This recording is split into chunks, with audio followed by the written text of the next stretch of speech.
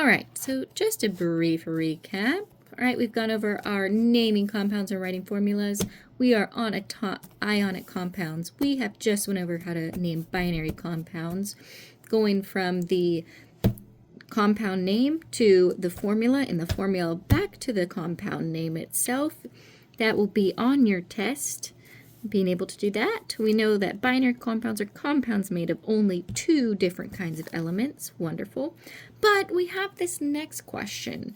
What about elements that can form more than one cation?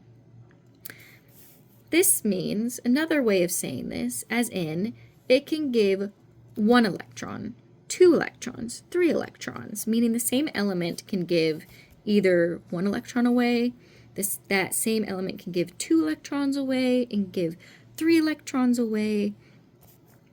What do we name those kinds of elements when we're referring to them? Because we can't do what we just did before. Well, why would you not be able to do what you did before? It's a good question.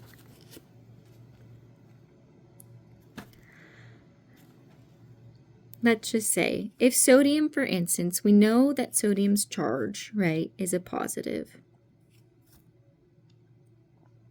Okay, and this is sodium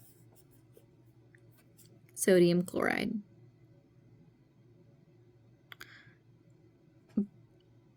And let's just say, though, sodium could actually give, also it can give 1 away, but it could also give 2 cations away.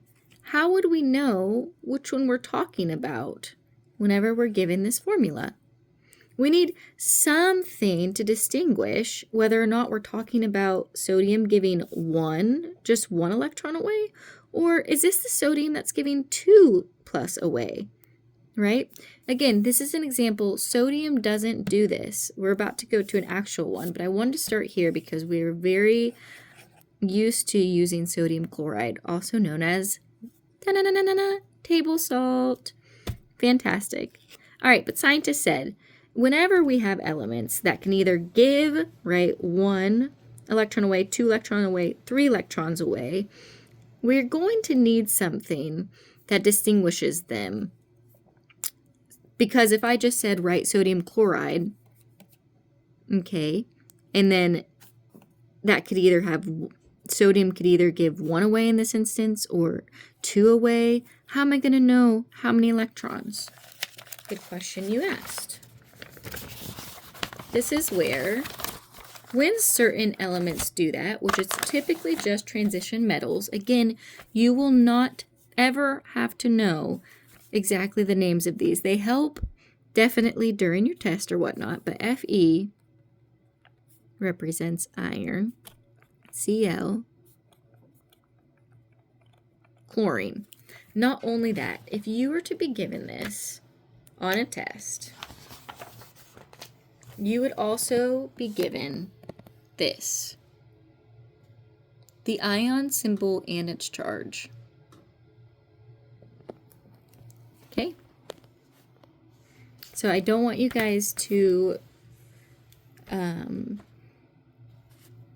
feel like this is going to be confusing or you need to memorize it. You're not going to need to memorize it. I'm going to give you this. Okay, so we know that iron, how we're going to name it. We know that that's iron. Okay. Now we see this here, 9 and 10 are similar. There's only one difference, right?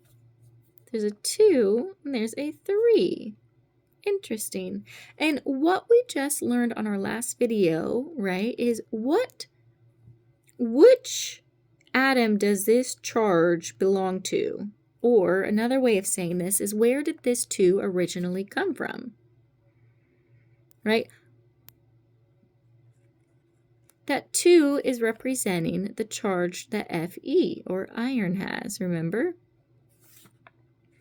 And this 3 then is also representing the charge that iron has. It's a 3 plus iron charge. nothing changes name-wise with the second element. This charge, right, or the number of atoms on that second element directly correlates with our first element, iron. Iron has that 2+ charge. Okay, so we are dealing with iron 2. Iron 2, and remember, just chloride. Ta-da! This one is then just iron, what? 3. Chloride. Yes, yes, very good.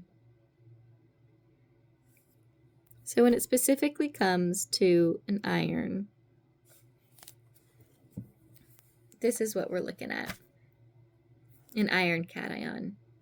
Those would be the numbers we'd be looking at.